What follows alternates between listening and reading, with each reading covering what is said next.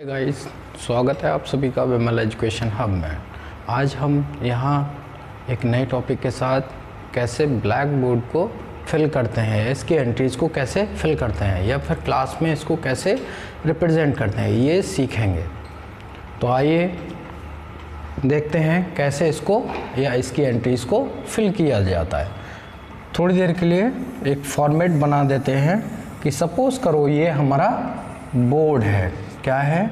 Board है।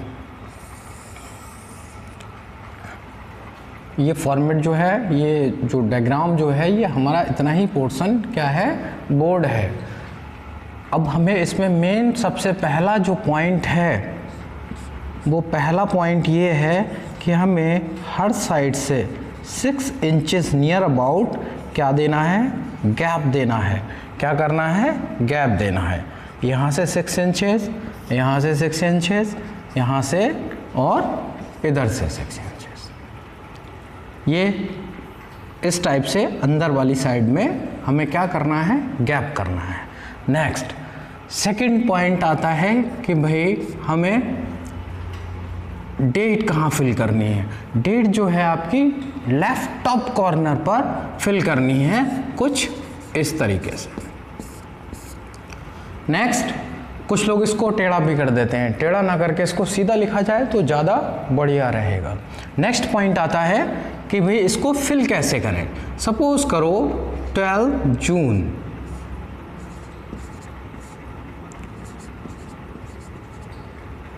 2020, तो ये जो लाइनिंग है ये कंप्लीट यहाँ तक होनी चाहिए, जहाँ से शुरू हो रही, बीच में गैप बिल्कुल ना हो। फिर दूसरे तरीके से इन शॉर्ट जब हम इसको लिखते हैं तो कुछ लोग इस तरीके से इसको लिखकर छोड़ देते हैं। ये तरीका बिल्कुल रॉन्ग है। इसमें क्या गलत है? देखिए, इसके ना तो कोई आगे नंबर पता चल रहा है, ना ही इसके पीछे कोई पता चल रहा है। तो ये सिर्फ क्या डिनोट कर रहा है? ये सिर्फ 20 को डिनोट कर रहा है। और ईयर कौन सी चल रही है? 2020। तो इसलिए ये फॉर्मेट जो है, ये तरीका जो है गलत है। आइए शॉर्ट में कैसे लिखते हैं वही चीज़ देख लीजिए। सही तरीका जो इसका लिखने का है वो हम यहाँ इस जगह एक छोटा सा कॉमा टाइप का लगा देंगे, जिससे ये हो जाएगा कि भाई इस डिजिट से भी आगे कोई डिजिट प्रेजेंट है। तो इस तरीके से ये जो हमने लिखा है ये पोर्शन बिल्कुल ठीक है। क्यों? यहाँ क्लियर हो रहा है कि भाई इस 20 से पहले भी कुछ नंबर्स हैं, मीन्स डेट हमारी जो है एक क्लियर फॉर्मेट में प्रेजेंट है। ये तो रहा हमारा सेकेंड स्टेप। फर्स्ट स्टेप था 6 inches gap. Next third step. Third step में हमें ये देखना है कि हमें किस क्लास को पढ़ाना है, किसको रिप्रेजेंट कर रहे हैं, या किसको डेमो या किसको टॉपिक पढ़ाना है। तो first of all top left right side में लिखते हैं क्लास। सपोज कर लीजिए हम क्लास 5th को, 6th को या 7th किसी को भी पढ़ाने जा रहे हैं, तो वो क्लास हमें यहाँ डिनोट करनी है। नेक्स्ट आता है period. Period first, second, third, पहला, दूसरा, तीसरा, इस तरीके से जो भी है वो हम डाल देंगे। नेक्स्ट आता है टाइमिंग। कितने टाइम या कितना ड्यूरेशन होगा उस पीरियड का। तो हमें सीधे सीधे चाहे तो टाइम डाल दीजिए या ड्यूरेशन डाल दीजिए, इस तरीके से। ध्यान रहे ये जो हमारे अल्फ़ाबेट्स हैं ये बिल्कुल एक लाइन में सीधे आने चाहिए। कैसे आने चाहिए? बिल्कुल सीधे आने चाहिए। इससे क्या होगा? वे ऑफ रिप्रेजेंटेशन एकदम क्लियर होगा, अट्रैक्टिव लगेगा कि भाई हाँ, जो ब्लैक बोर्ड का रिप्रेजेंटेशन है या रिटन पोर्शन जो है वो बिल्कुल अच्छी कंडीशन में है। नेक्स्ट पॉइंट आता है, ये थर्ड स्टेप था। नेक्स्ट पॉइंट आता है फोर्थ स्टेप कि भाई अब सब्जेक्ट और टॉपिक कहाँ रिप्रेजेंट करें। तो सब्जेक्ट और टॉपिक यहाँ इस वाले इतने पोर्शन में बिल्कुल मिडल में आपको लिखना है। क्या लिखना है, कैसे लिखना है वो देख लीजिए। सपोज कीजिए कि आपको कोई सब्जेक्ट पढ़ाना है। मैं यहाँ एक एग्जाम्पल ले लेता हूँ, सब्जेक्ट साइंस। क्या पढ़ाना है? Subject science. तो यहाँ लिख दिया गया है। नेक्स्ट पॉइंट, अब साइंस है तो साइंस में एक दो ब्रांचेस तो नहीं है, कई सारी ब्रांचेस हैं। फिजिक्स है, केमिस्ट्री है, मैथ, ये सब क्या है? साइंस में ही ज्वाइन अप होती हैं। तो इसकी सब सब्जेक्ट भी हम यहाँ लिखेंगे। मैं यहाँ बायोलॉजी, केमिस्ट्री कुछ भी लिख दीजिए, मैंने यहाँ बायोलॉजी लिख दिया है। क्लियर? नेक्स्ट पॉइंट आता है कि इसको अभी ये कंप्लीट नहीं हुआ है।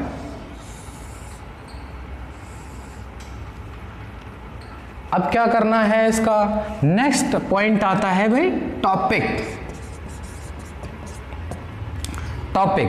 टॉपिक को हमें तब तक नहीं लिखना है जब तक हम बच्चों को वहाँ उस पॉइंट तक घुमाकर नहीं ले आते।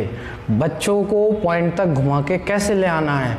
फॉर एग्ज़ाम्पल, मुझे यहाँ टॉपिक सेल पढ़ाना है बायोलॉजी में, तो सेल सीधे सीधे मुझे शुरू नहीं होना है, बच्चों को उस टॉपिक से कनेक्ट करना है।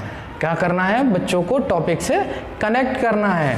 कैसे? फॉर एग्ज़ाम्पल, हम एक उदाहरण ले लेते हैं कि भाई मकान, बच्चों बताओ कि किन किन चीज़ों से मिलकर बना होता है। तो बच्चे सिंपल सा जवाब देंगे कि ईंट, पत्थर, मसाला, पानी, ये सब चीज़ें मिलकर क्या बनाती हैं? मकान बनाती हैं। तो ऐसे ही दूसरा सवाल हमारा ये हो सकता है कि बेटा ये मेज जो है किन किन चीज़ों से मिलकर बनी है। तो बच्चे सिंपल सा जवाब देंगे कि भाई ये लोहे और लकड़ी से मिलकर बनी है।